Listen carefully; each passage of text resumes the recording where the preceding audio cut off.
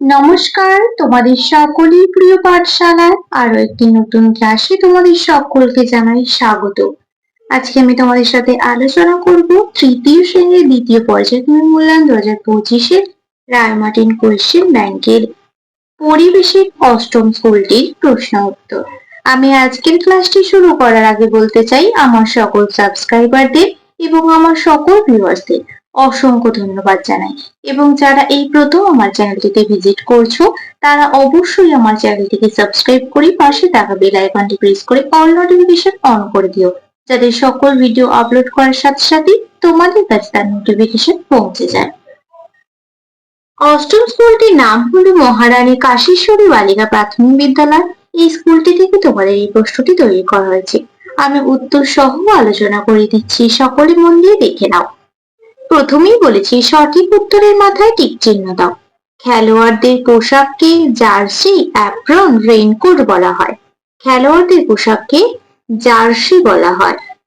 মানচিত্রের উপরের দিকটি হলো উত্তর, দক্ষিণ না পশ্চিম? মানচিত্রের উপরের দিকটি হলো উত্তর দিক। বর্তমানে পশ্চিমবঙ্গে জেলার সংখ্যা 21, 22 না 23টি? বর্তমানে পশ্চিমবঙ্গে জেলার সংখ্যা 23টি। একজন রাজমিস্ত্রি ইট গাঁথেন করাত, কর্নিক, ওলন্দড়ি হাতে নিয়ে। একজন রাজমিস্ত্রি ইট গাঁথেন কর্নিক হাতে নিয়ে। আবোল তাবোল লিখেছেন সুকুমার রায়, সত্যজিৎ রায় না শঙ্খ ঘোষ? আবোল তাবোল লিখেছেন সুকুমার রায়। পাট হলো গাছের আঁশ, পাতা না শিকড়? আঁশ। কলকাতার সব পোস্ট অফিসের নম্বর 711, 701 না 700 দিয়ে শুরু হয়? কলকাতার সব পোস্ট অফিসের নম্বর 700 দিয়ে শুরু হয়। সিনথেটিক উল পাওয়া যায় ভেড়ার লোম, খনিজ তেল না কার্পাস থেকে? খনিজ তেল থেকে সিনথেটিক উল পাওয়া যায়। দুইয়ের প্রশ্নটি বলেছে ক স্তম্ভের সঙ্গে খ স্তম্ভ মেলাও।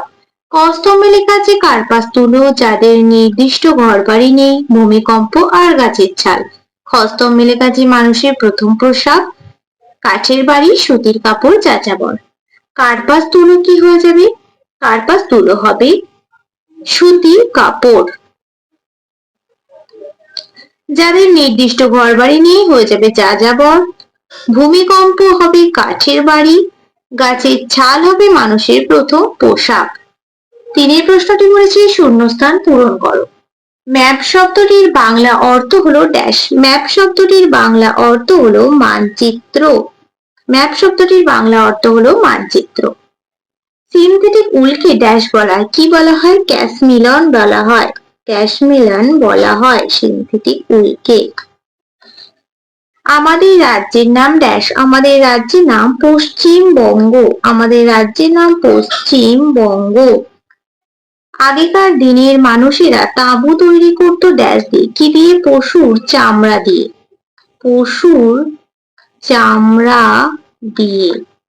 ড্যাশ গাছের আঁশ খুব শক্ত। কোন গাছের? শন গাছের আঁশ খুব শক্ত।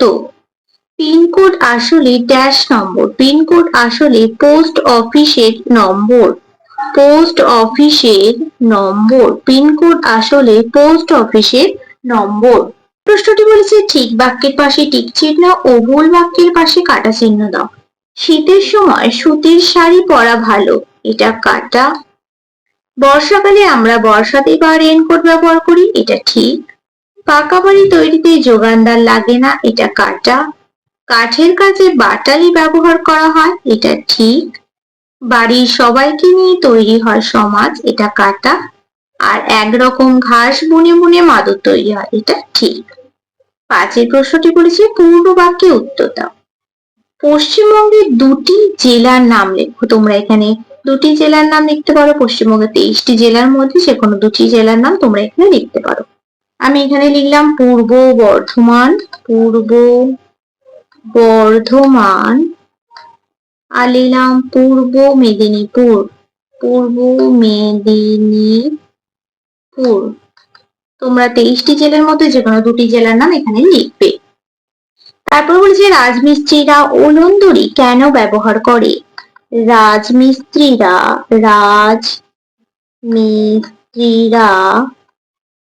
গাঁথনি ঠিক হয়েছে কিনা দেখার জন্য উলন দড়ি ব্যবহার করেন। রাজমিস্ত্রিরা গাঁথনি ঠিক হয়েছে কিনা দেখার জন্য উলন দড়ি ব্যবহার করেন। পরবর্তী পৃষ্ঠায় কি কি প্রশ্ন দেওয়া আছে দেখে নেওয়া যাক। তারপরে গয়ের প্রশ্নটি বলেছে টুনটুনির বই। কে লিখেছেন? টুনটুনির বই লিখেছেন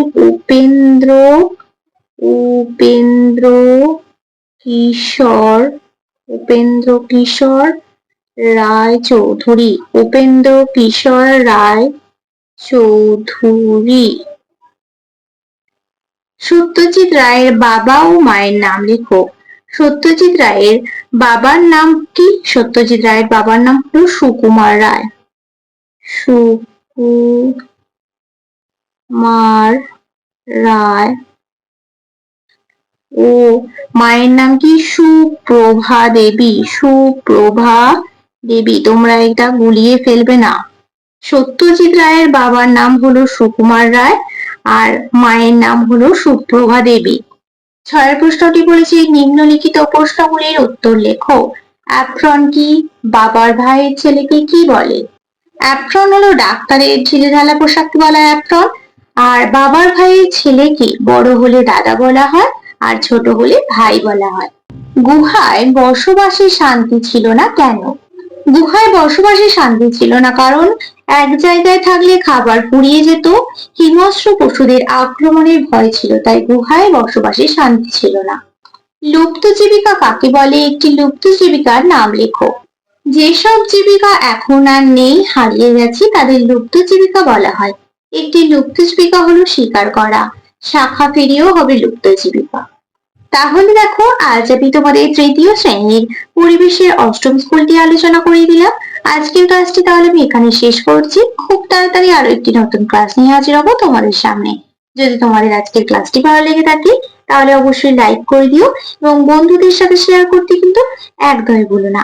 আর যদি তোমাদের কোনো প্রশ্নের অ্যান্সার জানার থাকে তাহলে আমাকে অবশ্যই কমেন্ট করে জানাতে ভুলবে না। সকলে সুস্থ থাকবে, স্বাভাবিক থাকবে। সকলকে অসংখ্য ধন্যবাদ জানাই।